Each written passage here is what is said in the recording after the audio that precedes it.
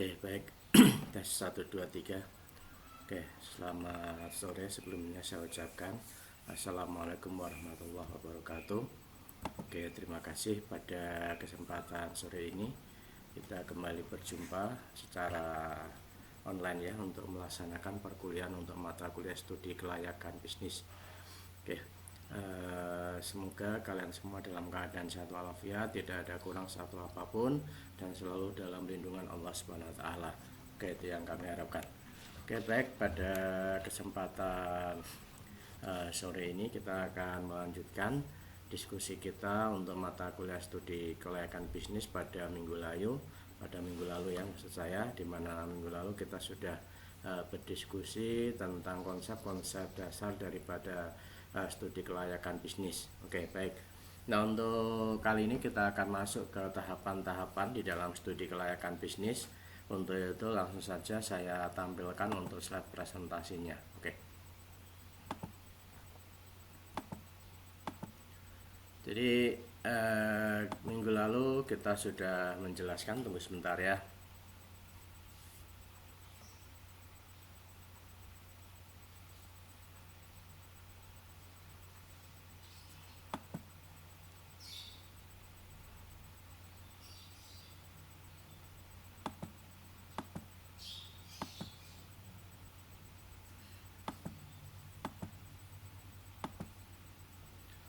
Oke, nah hasil studi kelayakan pihak-pihak juga. Nah, sekarang kita masuk ke ini ya, tahapan di dalam SKP ini ya. Oke, baik. Jadi di dalam proses tahapan SKP di sini memang ada langkah-langkah strategik yang memang perlu Anda lakukan. Yang pertama di sini adalah tahap penemuan ide, dan yang kedua adalah tahap penelitian, yang ketiga adalah tahap evaluasi, yang keempat adalah tahap pengurutan usulan yang layak, yang kelima adalah tahap perencanaan, dan yang keenam adalah tahap pelaksanaan atau eksekusi. Jadi ini adalah tahapan-tahapan di dalam studi kelayakan bisnis yang tentunya nanti di sini sangat membantu sekali dalam menilai atau melihat kelayakan daripada suatu bisnis. Oke. Nah, dari tahapan di sini tentunya yang pertama adalah tahap penemuan ide. Ini merupakan tahapan yang memang bisa dikatakan menjadi titik awal ya daripada keberhasilan di dalam suatu bisnis. Jadi ide-ide bisnis ini memang banyak sekali sumber-sumbernya ya, apakah ini merupakan ide-ide yang memang benar-benar baru atau mungkin ide-ide yang merupakan pengembangan dari bisnis yang ada, atau mungkin di sini juga bisa ya istilahnya menggunakan ide-ide orang lain ya, atau meniru. Oke. Jadi kita bisa melihat bagaimana contoh-contoh ya daripada sebuah ide baru yang mana di situ dieksekusi dan di sini menghasilkan suatu bisnis yang saya kira memiliki potensi berkembang yang sangat baik ya. Jadi kita sambil contoh saja, misalkan yaitu berkaitan dengan Gojek atau mungkin Grab. Nah, jadi kalau kita melihat itu adalah sebuah bisnis yang merupakan konsep-konsep lama ya. Kita sudah mengenal tukang ojek itu dari dulu ya kan. Dimana dulu tukang ojek muncul karena memang di sini ada keterbatasan daripada sarana transportasi ya untuk menjangkau wilayah atau mendukung daripada mobilitas dari masyarakat itu sendiri. Namun demikian ketika ojek di sini kalah bersaing dengan adanya sarana transportasi yang memang di situ menjangkau hampir seluruh penjuru. Nah, di sini ide bisnis daripada Gojek atau Grab di sini kembali muncul, yang mana ide di sini dikemas dalam satu kemasan atau casing baru, yaitu dengan teknologi informasi yang mana di sini adalah orientasinya ini tidak menjangkau daripada wilayah-wilayah yang memang di situ tidak ada sarana transportasi, tidak, tetapi kehadirannya memang bagian ikut bersaing dalam memberikan layanan di dalam sarana transportasi juga. Namun di sini dia memiliki keunggulan, yaitu di sini adalah untuk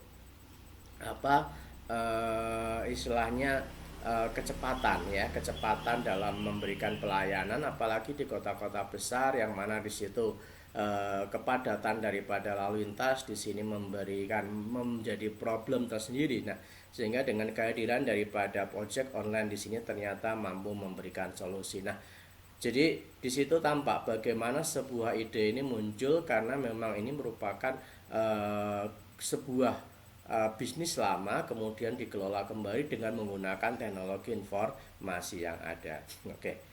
Bahkan cukup banyak ya di sini keberhasilan-keberhasilan yang diperoleh dan mereka yang memiliki bisnis di situ juga tidak menyangka. Oke. Jadi itu merupakan contoh bagaimana ide bisnis yang memang baru tetapi bukan benar-benar baru. Nah, oke. Saya kira contoh-contoh yang lain sangat banyak yang berkaitan dengan penemuan ide-ide bisnis, di mana di sini tentunya ide bisnis ini adalah bisa muncul karena sebuah ini ya fenomena yang ada di mana mampu membaca, mampu melihat peluang-peluang yang ada sehingga tentunya di sini nanti akan menghasilkan prospek bisnis yang cukup kompetitif. Oke. Nah, itu yang pertama. Kemudian yang kedua di sini adalah berkaitan dengan tahap penelitian. Jadi setelah ide bisnis ini ditemukan, kemudian di sini nanti masuk ke tahap penelitian. Nah, pada tahap penelitian ini tentunya informasi ya, data ini tentunya sangat-sangat kita butuhkan ya dalam rangka agar supaya nanti di sini dalam proses studi kelayakan bisnis ini memang benar-benar ya menghasilkan daripada sesuatu yang bisa dikatakan memberikan ini manfaat ya daripada dalam konteks pengambilan keputusan. Jadi pada tahap penelitian ini tentunya di sini bagaimana proses-proses ya daripada tahapan-tahapan daripada penelitian tentunya dimulai dari mengumpulkan data-data, informasi-informasi, kemudian dilakukan berbagai macam analisis dan sebagainya sehingga di situ sampai menghasilkan rekomendasi tertentu. Nah, ini. Oke. Kemudian yang berikutnya ini adalah berkaitan dengan tahap evaluasi. Ini merupakan tahapan yang sangat-sangat penting sekali ya. Karena dari evaluasi ini tentunya nanti kita bisa mengetahui sejauh mana efektivitas, sejauh mana suatu ide bisnis ini memang memiliki prospek yang bagus. Oke. Nah, kemudian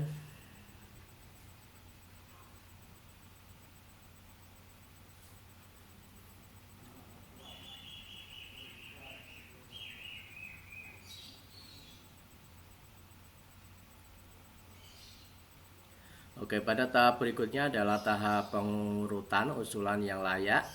Jadi di sini tentunya setelah kita melakukan evaluasi, kita bisa membuat prioritas dari beberapa alternatif usulan-usulan bisnis yang tentunya memiliki prospek dari potensi yang sangat bagus sampai ke prospek yang kurang bagus. Oke.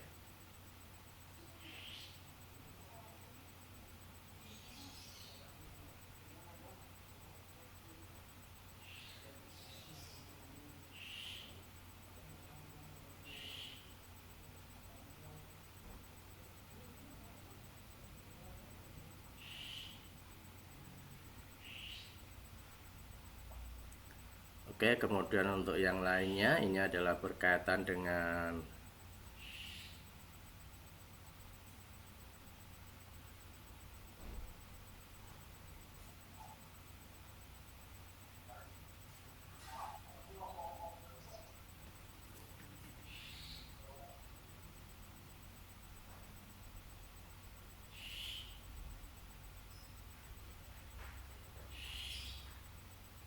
tunggu sebentar ya.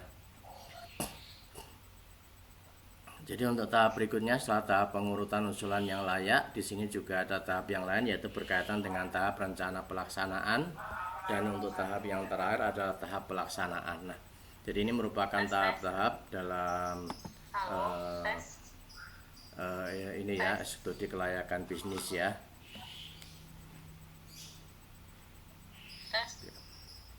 baik, kita lanjutkan.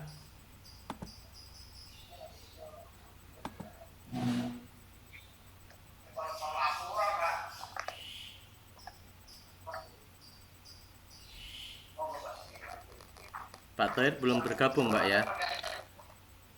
Halo, tes. Suara saya bisa didengar ya?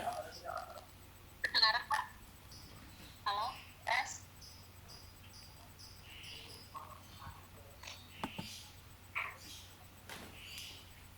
Ya, Pak Tohir belum gabung ya? Oh ya, kita tunggu ya, Pak Tohir ya. Iya Pak, saya kedengaran ya.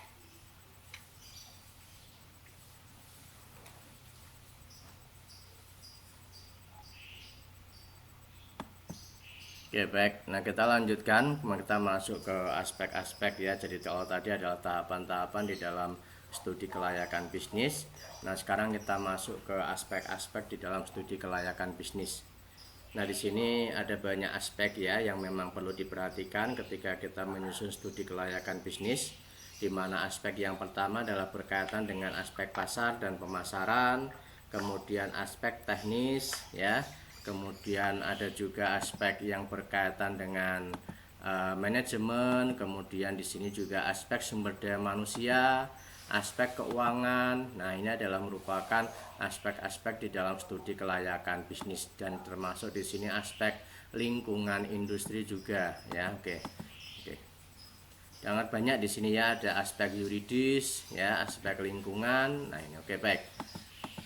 Jadi ini merupakan aspek-aspek yang memang sangat-sangat dan perlu diperhatikan dalam melakukan studi kelayakan bisnis. Studi yang pertama, aspek yang pertama adalah berkaitan dengan aspek pasar dan pemasaran. Nah, ini merupakan aspek yang menjadi kunci ya bagi keberhasilan dari suatu bisnis, di mana pasar dan pemasaran ini merupakan sumber daripada perolehan penghasilan.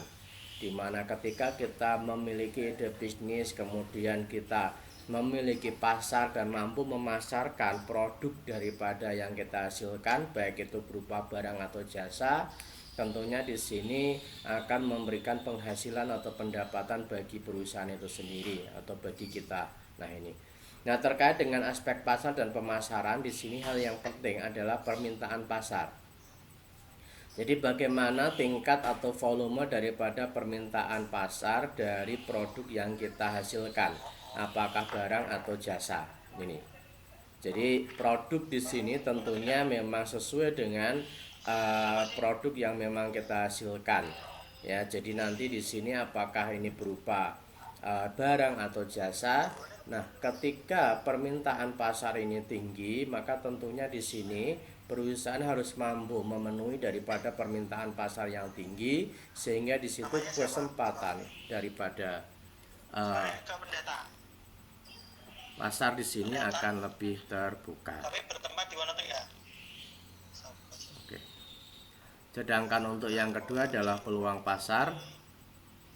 Nah, kalau untuk peluang pasar ini tentunya kita bisa menentukan ya bagaimana untuk permintaan peluang pasar. Kemudian untuk berikutnya adalah perkembangan pasar, kemudian penetapan pangsa pasar. Nah, ini adalah merupakan aspek pasar dan pemasaran.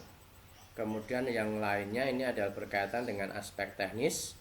Ini berkaitan dengan lokasi, sumber bahan baku, kapasitas produksi, kemudian manajemen persediaan. Oke. Jadi ini merupakan aspek-aspek yang memang di sini bisa dikatakan sebagai penunjang ya daripada apa hal yang memang perlu diperhatikan dalam pasar dan pemasaran. Kemudian untuk yang lainnya di sini adalah berkaitan dengan aspek teknis. Nah, di dalam aspek teknis di sini tentunya ada ini ya beberapa hal yang tentunya perlu kita perhatikan. Yang pertama adalah lokasi. Sangat penting sekali tentunya terkait dengan lokasi ya, di mana lokasi ini memang sangat menentukan. Jadi ada beberapa pertimbangan di dalam menentukan lokasi daripada suatu usaha atau pabrik ya ini, atau mungkin kantor, dan ini bisa disesuaikan. Oke. Kemudian di samping itu juga sumber bahan baku ini juga perlu diperhatikan dalam rangka untuk kelangsungan daripada aktivitas bisnis kalau memang di sini kita melakukan proses produksi. Kemudian juga hal lain yang berkaitan dengan kapasitas produksi dan juga manajemen persediaan. Oke. Itu yang berkait dengan aspek teknis. Oke, kemudian di samping aspek teknis di sini juga ada aspek manajemen sebagaimana fungsi-fungsi umum daripada manajemen yang meliputi perencanaan, pengorganisasian, pengarahan dan pengendalian. Oke. Oke, baik. Sampai sini mungkin ada yang tanyakan. Nanti kalau mungkin ada pertanyaan atau ada hal yang kurang jelas bisa langsung ditanyakan ya melalui kolom komentar atau mungkin bisa juga melalui WhatsApp langsung yang tentunya nanti insya Allah akan saya tanggapi. Oke, ini karena memang kebetulan ada jadwal untuk pelaksanaan sidang proposal, maka saya akhiri untuk perkuliahan pada sore ini ya. Mohon maaf tidak bisa menyampaikan secara tuntas. Oke. Saya akhiri, terima kasih, selamat sore, wassalamualaikum warahmatullahi wabarakatuh.